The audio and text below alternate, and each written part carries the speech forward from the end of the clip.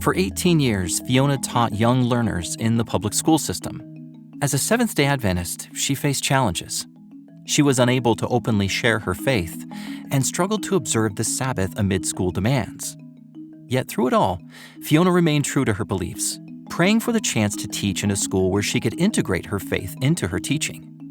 Her prayers were answered when she was offered a position at Riverside SDA Primary School, a place where her love for teaching and her passion for Christ could be combined. Here, Fiona found herself part of a faith-filled community.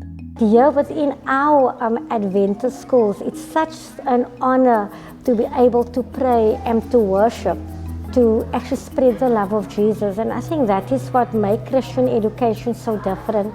For Fiona, this was the environment she had always dreamed of. Now she not only teaches the standard curriculum, but also shares Jesus with her students every day. But the story of this school's success extends beyond just the dedicated teachers and staff. Several years ago, Riverside School received critical support from the 13th Sabbath offering.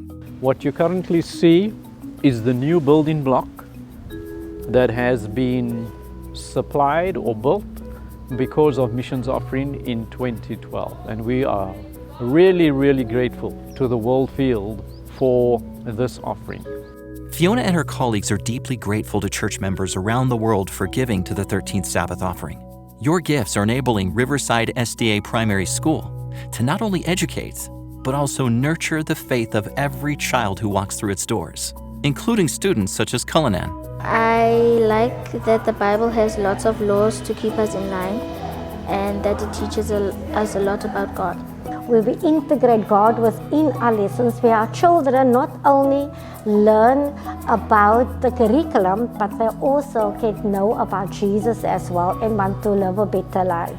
Thank you for giving to the 13th Sabbath offering and for continuing to support schools such as Riverside that empower young minds and strengthen their faith in Christ.